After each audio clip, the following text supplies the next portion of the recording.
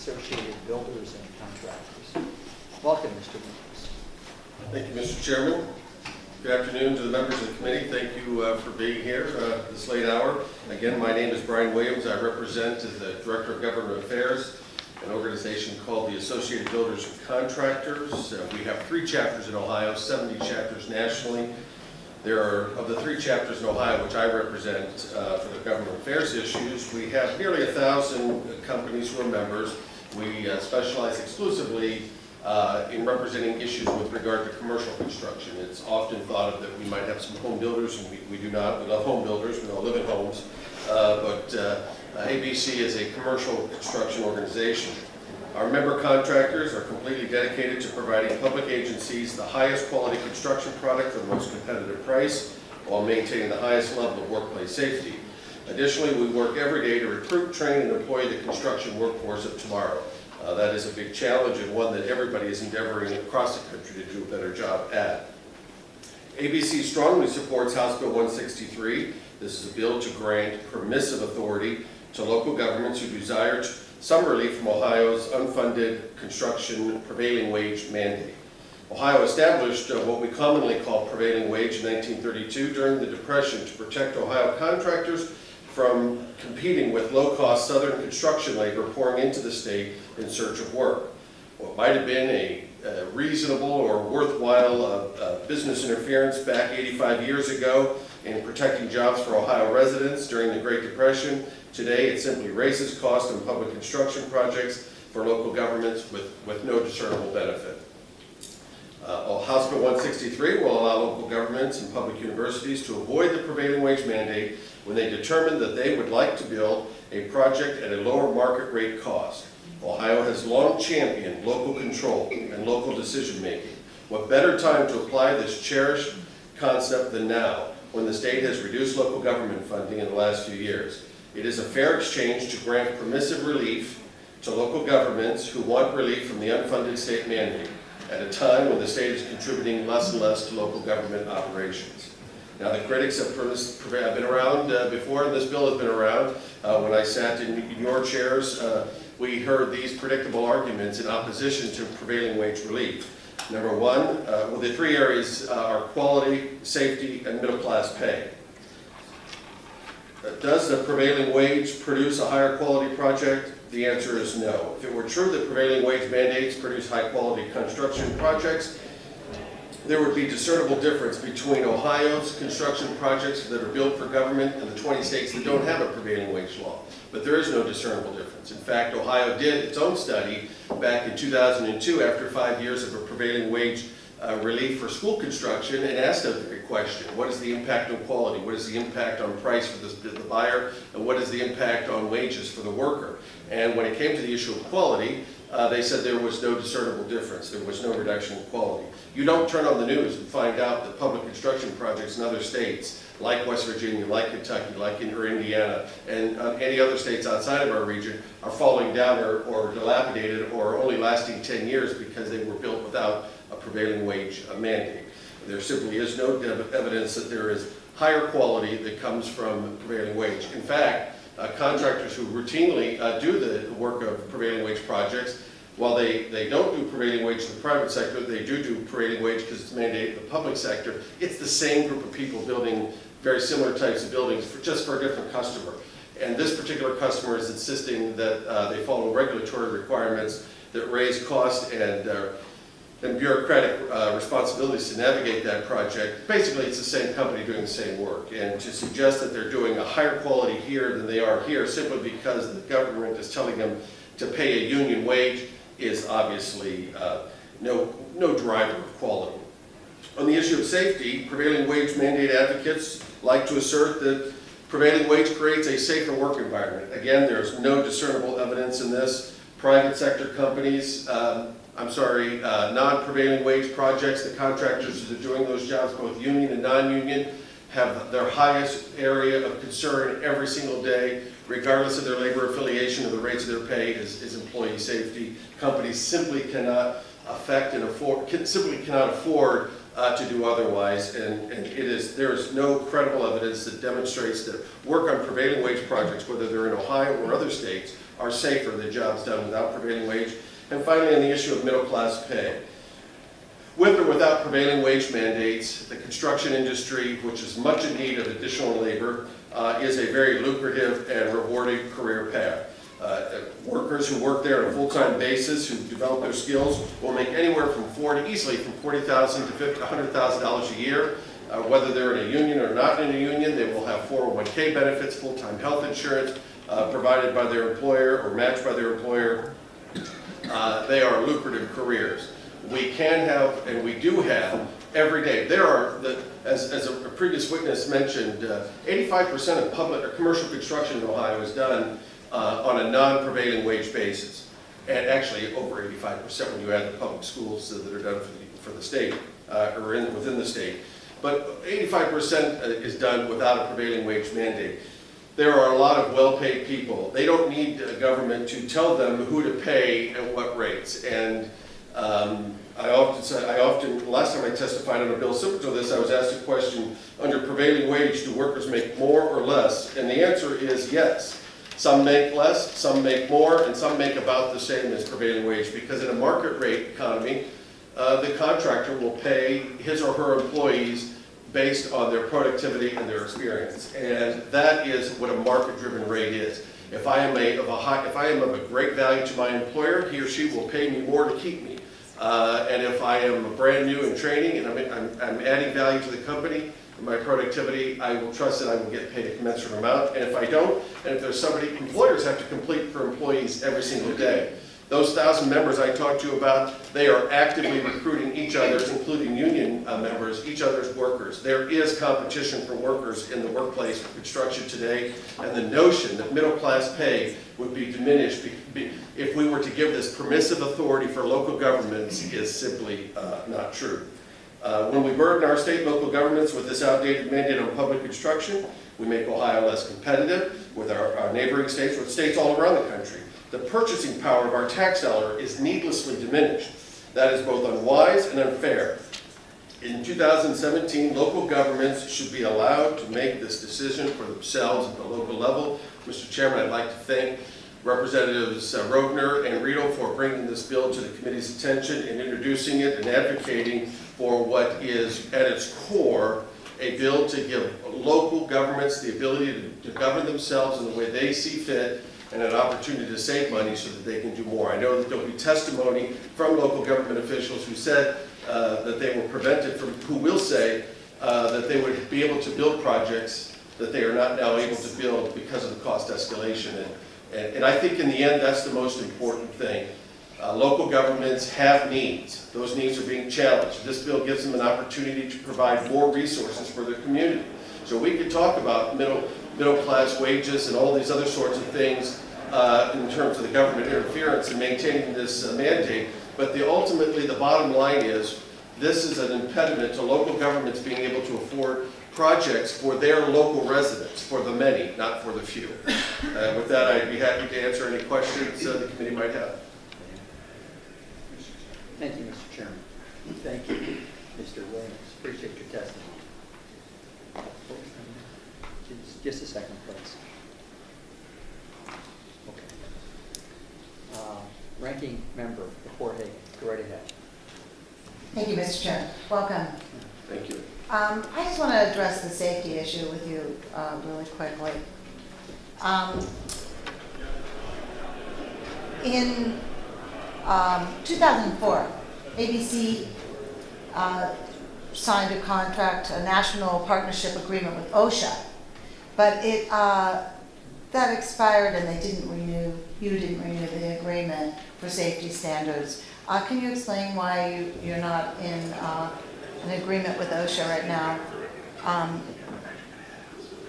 And why do you think that it would be a burden to your members not to be complying with the OSHA standards? Mr. Chairman, Representative Report Hagan, with regard to that particular contract of the renewal, I don't know. I can find out what ABC National does. I can assure you that the contractors doing work throughout the country must comply with OSHA requirements, and that those that don't, regardless of any contract or agreement that you're referring to, would have problems. And in fact, OSHA is one of the reasons why I can tell you definitively that, and their growth over the past 40 years is one of the reasons why we're at a point now where prevailing wage serves less of a purpose than ever, because 85 years ago, without OSHA as an agency, there might have been an argument to be made about workplace safety and the benefits of it and the necessity for it.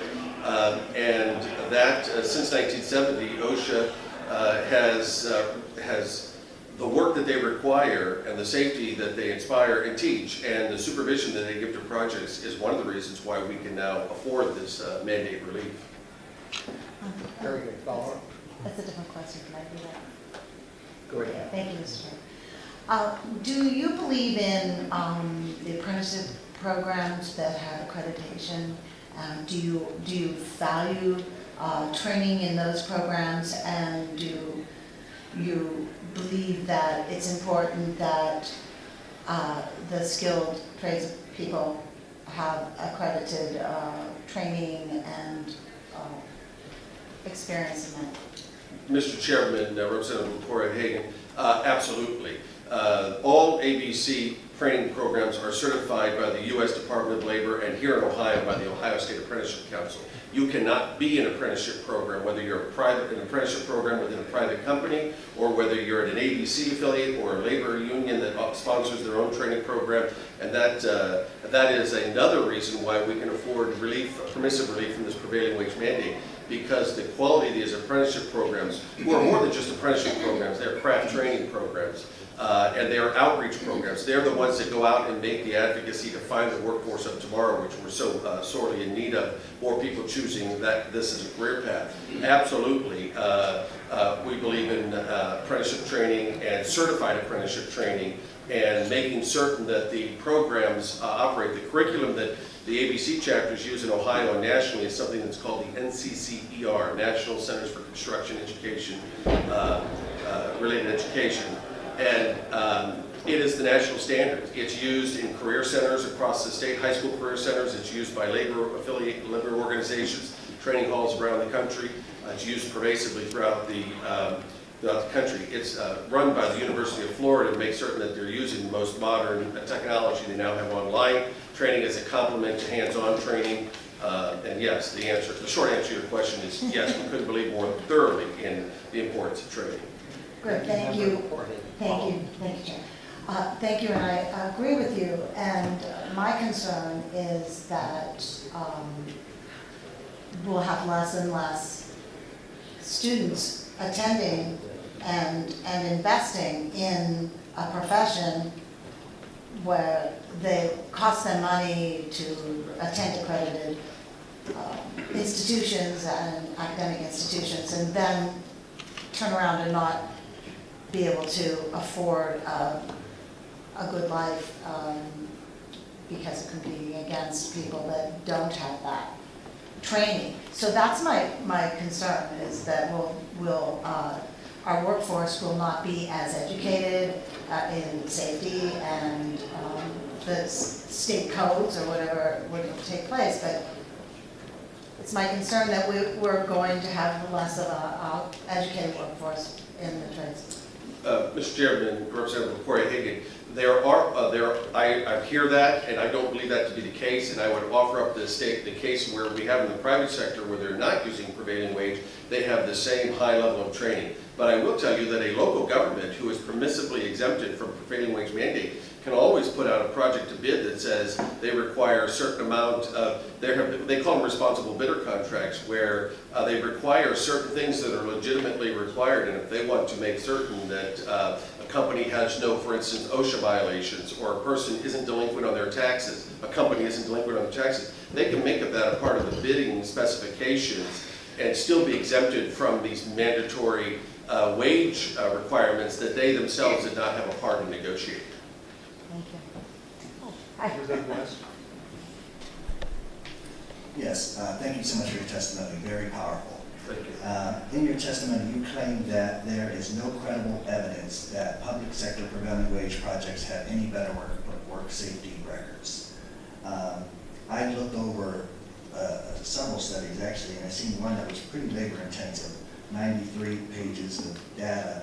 And I guess my question is simply, what do you consider credible evidence? First, and then I gotta follow. Mr. Chairman, Representative West, I'm well aware of the dueling studies that show, in fact, ABC has a study that shows that projects, depending on the price, they even break it down by price on the contract, that are safer than those projects done by labor-affiliated companies, although this is not a discussion per se about labor affiliation. I've seen the contracts that suggest the opposite, or not contracts, but the studies that have suggested the opposite. I may have even read or glanced at the study you're referring to. They are all, the differences are always minuscule, they're always small, and they always reflect the position of the person who sponsored the study. I'm not taking issue, there are just so many ways to look at facts. There are so many competing factors, that's why I say there's no credible, I really believe that there is no discernible difference in safety on prevailing wage versus non-prevailing wage jobs. And, I stand by that. When I say credible, maybe I'm talking about the fact that whoever's sponsoring the study gets the tip of the difference on the outcome of the study. But I think that if you talk to contractors, both privately, they will tell you that it is not prevailing wage that dictates or influences a workplace safety. Okay, so in terms of the credibility, you're not questioning the studies that are saying things like, excuse me, I'm sorry.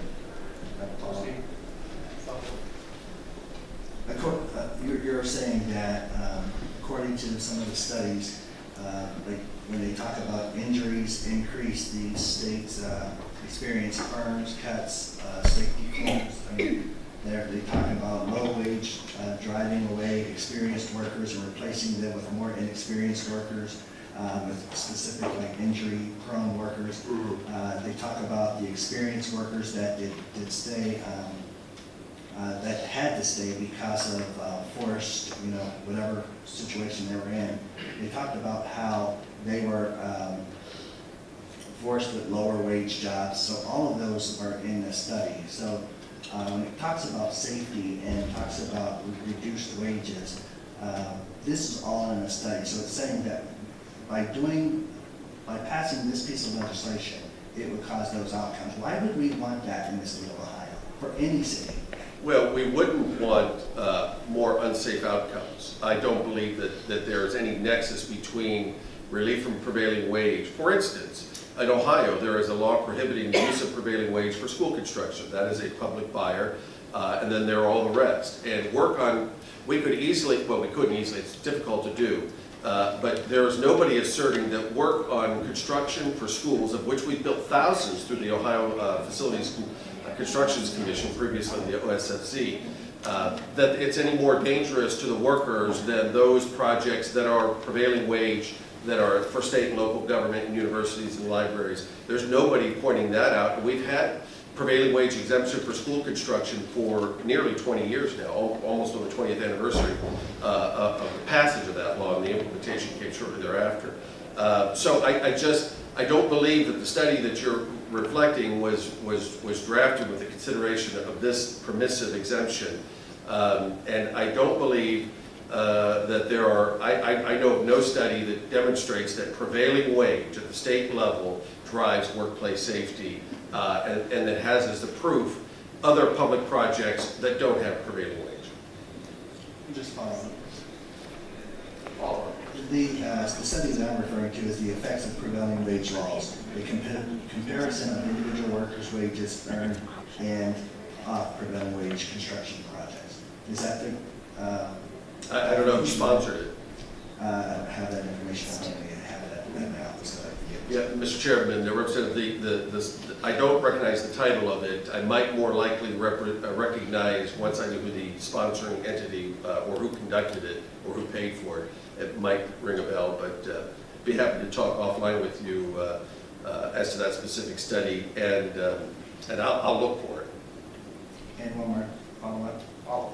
So also then with I believe in this study, it also mentioned that workmen's compensation claims went up as a result of not having these types of laws in place. Did you see that study? No. The workman's comp wages went up, or claims go up? Claims. Yeah, no. As compared to public sector projects that don't have prevailing wage? In the tune of $3 billion every year. Yeah, no, I'm not familiar with that. I have one question, and something that you were talking about just kind of struck me, and I'm not sure what the answer is. I mean, I have some numbers, but do you have a sense of what the difference is between wages for union and non-union workers in states with prevailing wage and states without? Mr. Chairman, Representative Kelly, I do not. I can tell you I did hear the statistics cited about how non-prevailing wage states, the construction wages are lower. I think there's a lot goes into that. That is a statement. I believe it to be a true statement.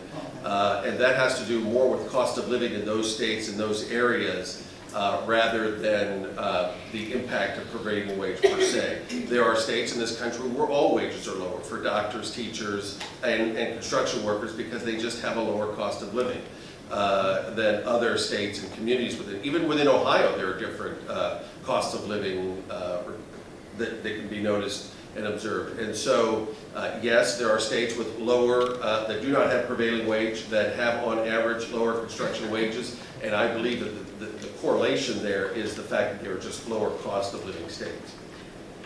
Ma'am, thank you, Mr. Chair. I mean, I will agree with you that cost of living is certainly a consideration, but oftentimes, at least in my experience, the states that pay less money also have, fewer unions to help lift wages for everyone, because, I mean, I think that history has shown and science shows that, the more people that are organized, the higher wages are for everyone. But my other sort of follow-up is, you mentioned that, we're in need of people to work in construction industry, and I think that we would both agree that we want highly trained, highly qualified people to work on every construction project. And you'd also mentioned that you said that employers will pay more to keep people working, and that hasn't always been my experience. So I think my concern would be, I don't think we're talking about making prevailing wage, optional for local governments in order to lift wages, but to lower them. And at a time when, homeowners are more strapped because they're paying for levies for police and fire and parks and streets and you name it. I guess my question would be, how do we marry this with the good of creating stronger communities, not just for people who work in the construction trades, but for everyone? Well, yes, Mr. Chairman. Mr. Chairman, Representative Kelly, I said Chairman. That's why I said Mr. Chairman, Representative Kelly, I will tell you it's a function of fairness. That's why in my closing statement it says fairness. And fairness to the taxpayers of that community, in this particular case, local government. Why should we knowingly handicap the taxpayers of a community to make a certain purchase more expensive? Would we allow, for instance, a city councilman to spend more than they need to on copy machines or paper for a city simply because the city council person's relative sold that product?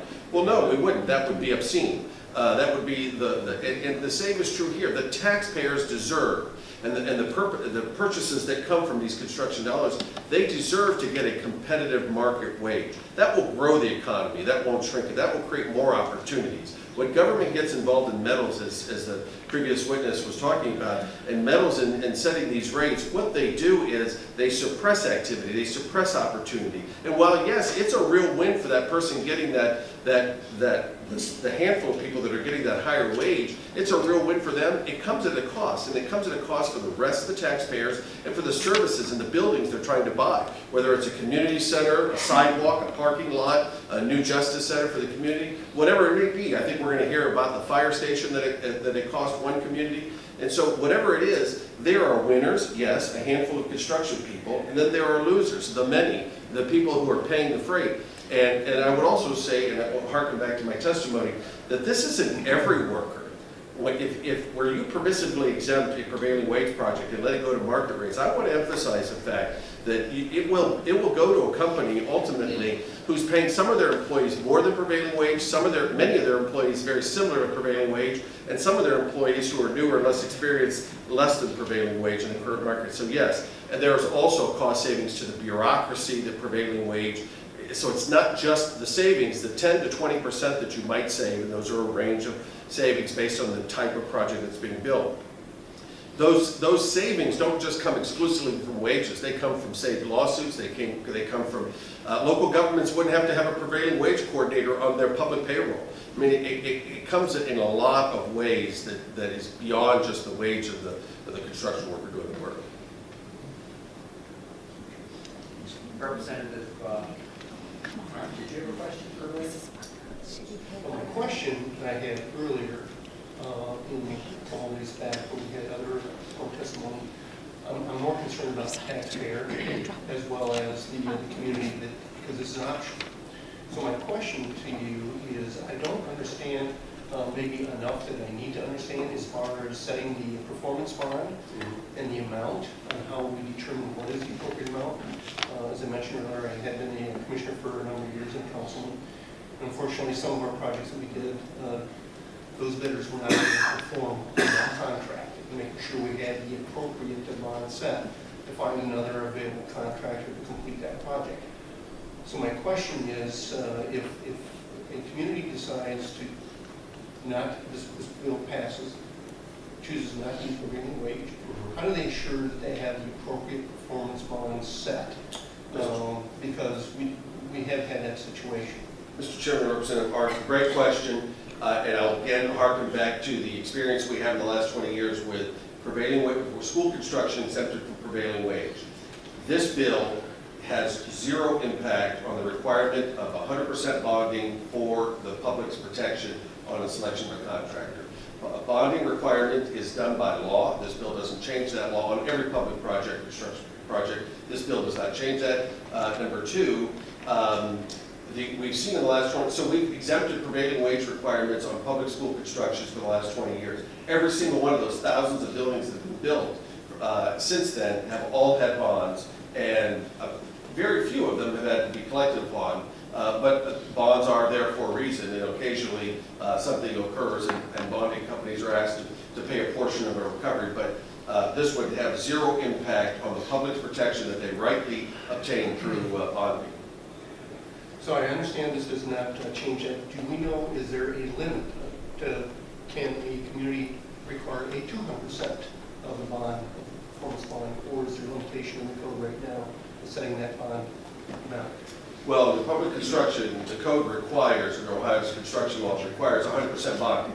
Whether or not they can go, I don't know if you can get a bonding company to insure. Basically, bonding is almost, it averages about 1% of the cost of the project. So as you lower the cost of the project because of the labor wages, you're also lowering the cost to the bonding cost, which is an ancillary savings to the public buyer, which is not a part of your question. Every time I look back, there's a new chair. When do I get to sit there? We'll call the question. But I don't think you can get a bonding company. They're the better person to ask. I don't think Ohio law sets a limit, but I don't think you can get a bonding company to sell you anything over 100% of recovery because of the perverse incentive that might put into play. One follow-up. I think that's important to note because I'm familiar with the project that was done. It was about a $6 million project. It was not a prevailing wage project. It was done by Amish who pay no income tax, they pay no unemployment, they pay no workers' comp. So if that was a public project, I don't know that we would preclude them from being a qualified bidder. But certainly those wages or the advantages they have because of religious exemption, how a community would be able to go in and get that project completed. We certainly have unbalanced bid safeguards that we take a look at. So I'm just a little bit concerned about what are we not thinking about when we enroll this of protecting that taxpayer that we now have a project that's partially started, we can't find anybody that's willing to complete it for the project that's bid. Mr. Chairman, Representative, I can assure you that there's no religious exemption to the bonding requirement for public construction. Projects are constructed. In fact, we've had a lot of litigation over the years as we changed in 2011 when we changed the construction procurement process. They tried to build a project in Ohio State that had something less than 100%, went all the way to the Supreme Court to require them and all the builders, none of whom I don't believe were Amish. This bill, I can't have stated emphatically enough, this bill has no impact on the requirement, the proper necessary requirement for public construction projects to be bonded at 100% the cost of the project, whether it's the general or the sub, providing that bond depending on the project. This doesn't change it in any way, shape, or form. And the project that you were talking about where the private sector company went out of business or did something wrong and couldn't make up for their error, there are some private sector jobs that require bonds, and they can do so. Most don't because they just don't. They don't want to incur the cost of basically buying the insurance policy for their contractors, but nonetheless, in the public sector, under this bill and under current law, projects have to be bidded at 100%, bonded at 100%. Of the bid. Of the cost of the project, yes, of the approved bid. Of the bid, not the engineer's estimate, of the bid. Right. Which is what I was trying to identify earlier, is that you get someone bid for far less than what the traditional wage rate would be. How would the taxpayers ensure that that project is completed? Oh, Mr. Chairman, Representative, my apologies for not hearing the distinction of that question. If there is what you're talking about is basically if there's a lowball bid that comes in significantly lower than the competitive bids, there are processes that are in place under Ohio's public construction procurement to ferret out those situations if a person is very low. And the public buyer who has been exposed to it, they could be exposed to the situation we talk about could be that they have that same exposure today. But what that bond is for isn't on a dollar amount. They pay the bond on the dollar amount. But what that bond is for the completion of these plans. So if you underbid the construction of these plans, the bond is going to guarantee that these plans get built by whomever the contractor is they bring up after the fact. So that, well, yes, if it's a $5 million construction project that I get, and it's really a $10 million construction project, I may pay for a bond at $5 million, but my bonding company is guaranteeing the eventual completion of that $10 million project. That's how bonds work. I'm very familiar how bonds work and it's out that way. Any further questions for Mr. Williams? Seeing none, Thank you thanks so so much. much.